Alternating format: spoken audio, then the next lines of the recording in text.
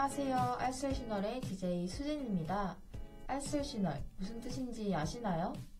알쓸시널, 알쓸신작 굉장히 유사하지 않나요? 아마 눈치 빠르신 분들은 이미 알아채셨을 텐데요. 맞아요. 저희 라디오 알쓸시널은 알쓸신잡에서 제목을 따왔답니다. 알아두면 쓸데없는 신비한 월사전. 오늘의 주제는 1월인데요. 다들 1월에 다이어트 계획 세우고는 3일 만에 포기한 적 있으시죠? 괜찮아요. 여기서 핵심은 포기가 아니거든요. 모든 것들을 새롭게 시작하려는 게 중요한 거죠. 1년의 시작, 새로운 다짐의 시작, 또 알쓸시널의 시작처럼 말이죠. 그럼 알쓸시널이라 지금 시작합니다. 네, 가오의 시작 듣고 왔습니다. 한국의 대표적인 명절 중 하나인 설날. 설날에 대해서 잘 알고 계신가요? 사실 저도 그냥 친척들 만나고 맛있는 음식을 먹는 날로만 생각했는데 매년 맞이할 설날에 대해 한 번쯤은 자세히 알아보는 것도 좋을 것 같더라고요. 그래서 설날에 관련된 재밌는 이야기를 알려드릴게요. 우리는 왜 새해 첫날을 설날이라고 부르게 되었을까요? 먼저 낯설다라는 단어에서 설이 유래했다고 합니다. 묵은 해가 가고 새해가 와 익숙하지 않은 날을 설날로 부른 것이래요. 두 번째는 새해 새날이 시작되는 날 이란 뜻의 설날로 부르다 시간이 흘러 자연스럽게 설날로 변했다고 하네요. 마지막으로 삼가다, 조심하다, 가만히 있으라는 뜻의 옛말인 섬다에서 유래했다고 합니다. 조심히 행동하라는 뜻이겠죠.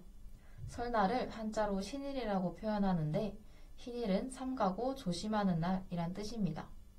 시작이 많은 날에 더욱더 행동을 조심하라는 좋은 뜻이네요. 설날의 역사에 대해서는 명확하게 알 수 없다고 해요. 아쉽지만 설날과 관련된 떡국 이야기를 한번 해볼게요. 설날에 떡국 많이 드시나요? 저는 먹으면서 왜 설날에는 많고 많은 음식 중 떡국을 먹을까 궁금했는데 이제야 알게 되네요. 옛 선조들은 새해 첫날 정결한 흰떡과 자극적이지 않은 국물을 먹으며 한 해의 평안과 풍요를 기원했다고 합니다. 떡국의 주재료 중 하나인 가래떡은 길어서 장수를 기원하고 엽전처럼 동글해서 돈을 많이 벌라는 의미가 있습니다. 또 떡국 위에 올라가는 오색 고명은 우리 고유의 전통색을 상징합니다. 이렇게 좋은 점을 많이 가지고 있다니 갑자기 떡국이 먹고 싶어지네요. 우리 조상님들은 아이들에게 몇 살인지 물어보는 대신에 떡국을 몇 그릇 먹었냐라고 물어보곤 했답니다. 설날에 친척들을 만나 동생들에게 몇 살인지 물어보는 것보단 떡국을 몇 그릇 먹었냐고 질문해도 재밌을 것 같네요. 덧붙여 제가 알려드린 재미있는 설날 이야기도 같이 하면서요.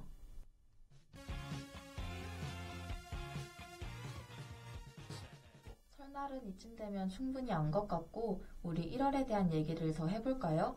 1월은 시작을 의미하고 많은 사람이 다짐하고 힘찬 시작을 하는 달입니다. 뜬금없지만 다들 목욕하는 거 좋아하시나요? 1월은 목욕탕 성수기라고 하네요. 다들 몸을 씻고 재정비하며 힘차게 1년을 시작하자는 의미로 목욕탕을 많이 가는 것 같아요. 신기하지 않나요? 저도 1월에는 새로운 기분, 마음으로 목욕탕을 가봐야겠네요. 청취자 여러분들은 꽝 대신 닭이라는 말 들어보셨나요? 이 말은 자기가 쓰려는 것이 없을 때 그와 비슷한 것으로 대신 쓸 수 있음을 뜻하는 말입니다. 그런데 이 말이 떡국에서 유래했다고 해요. 과거에는 떡국을 맛있게 하려면 주로 고기 육수를 사용했습니다. 꽝을 이용해 육수를 만들면 더 맛있는 떡국을 먹을 수 있었죠. 귀족들은 꽝 사냥을 할 수 있었습니다.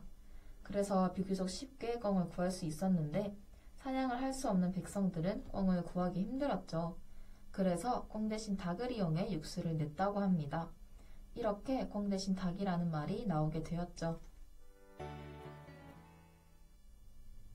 어서오세요. 여기는 1월에 태어난 분들의 상징을 분석해드리는 탄생 분석소입니다. 알아두면 쓸모없지만 신비한 여러분들의 탄생 이야기 궁금하시지 않나요? 자신의 탄생석, 탄생화, 탄생목을 모르시는 분들이 있다면 매우 유익할 것 같은데요. 우리가 태어난 달, 일마다 세 가지 다 다르다는 거 알고 계셨나요? 목걸이 같은 액세서리에 탄생석을 넣는 경우도 많고 나와 관련된 꽃 하나 정도는 알고 있는 게 좋잖아요. 이번 코너를 통해서 자신에 대해 좀 더 알아볼 수 있는 시간이 되었으면 좋겠습니다. 하지만 모든 분들의 탄생석, 탄생아, 탄생목을 다 얘기해 드릴 순 없겠죠. 오늘 라디오를 잘 들으신 분들에게 기회를 드릴까 하는데요. 앞서 말한 라디오 내용과 관련된 퀴즈를 하나 낼 예정입니다. 가장 먼저 정답을 맞히신 세 분께 하나씩 소개해 드릴게요. 매우 쉽게 낼 예정이니 걱정하지 마세요. 자, 퀴즈 드릴게요. 앞서 말씀드린 내용인데요. 떡국 위에 올라가는 오색 고명은 무엇을 상징할까요? 이에 대한 답을 댓글에 달아주세요. 그럼 노래 듣고 올 동안 정답 댓글로 보내주세요.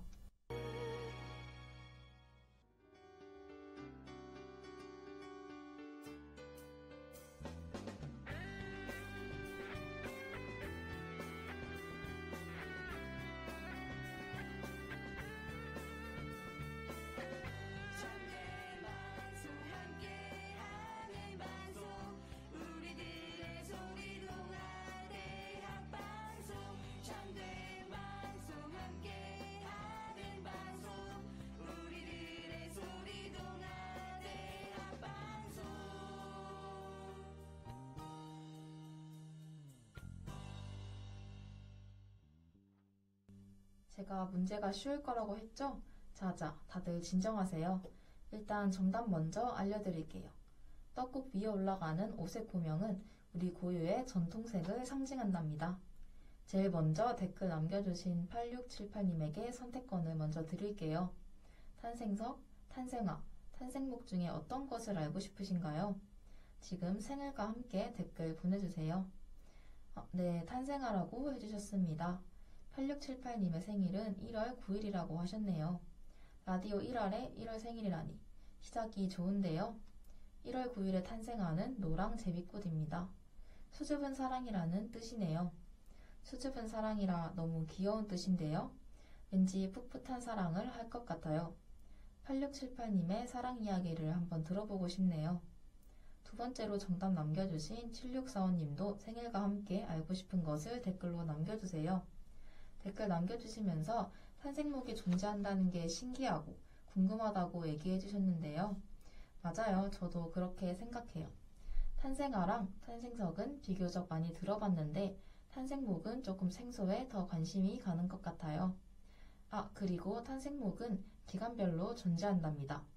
예를 들어 8월 24일부터 9월 2일에 해당하는 사람은 같은 탄생목을 가지고 있어요. 7645님의 생일인 8월 26일 탄생목은 소나무입니다. 독특하다는 의미인데요.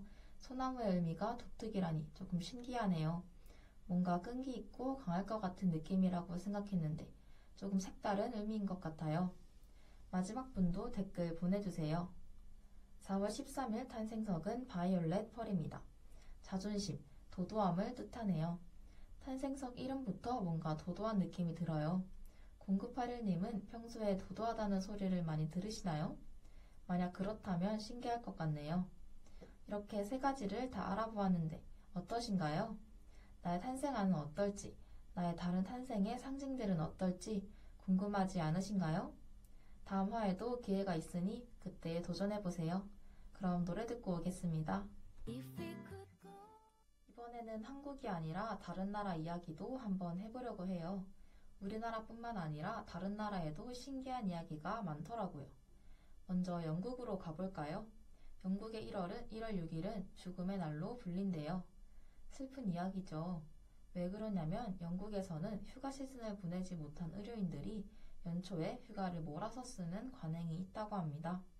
그래서 1월에 의료 서비스가 부실해지는 거죠. 게다가 추위로 인해 면역 기능이 떨어져 사망자가 가장 많은 달이라고 하네요. 특히 1월 6일에 사망자가 많아 장례업체가 이때를 죽음의 날로 명명했다고 합니다. 그 다음엔 북미 쪽으로 가봅시다. 북미 박스오피스에 관련된 이야기인데요. 북미 박스오피스에서 1월은 1년 중 가장 비수기라고 해요. 왜 그럴까요? 이는 시상식과 관련이 있는데 당의 개봉작들을 대상으로 하는 시상식 특성상 연초에 개봉했던 작품들은 불리했다고 합니다. 그래서 자연스럽게 1월이 비수기가 되었다고 하네요. 이렇게 1월에 대해 간단히 얘기해 보았는데요. 월마다의 특징이 조금씩 있다는 게 신기하지 않나요? 앞으로 알아갈 다양한 월별 지식들이 조금 더 기대가 되네요. 그런데 혹시 추운 겨울을 싫어하시는 분들이 있을 수 있잖아요. 그런 분들을 위해 제가 1월에 가기 좋은 따뜻한 여행지 하나 가져와 봤습니다. 휴양지로도 유명한 곳인데 바로 하와이, 괌, 사이판입니다. 이곳은 겨울에 가기 좋은 따뜻한 여행지로 유명해요. 추운 겨울, 특히 방학 때 몇 주 정도 따뜻한 곳에서 지내고 오면 좋겠죠. 하지만 또 겨울을 좋아하시는 분들도 있죠. 저도 겨울을 정말 좋아해요. 겨울을 좋아하는 이유 중 하나가 눈인데요. 1월에 일본 삿포로에 가면 우리나라와 달리 눈을 엄청 많이 볼 수 있답니다. 특히 부산에 거주 중인 저는 눈을 볼 기회가 많이 없었는데 다음 겨울방학 때는 일본에 여행 가고 싶네요.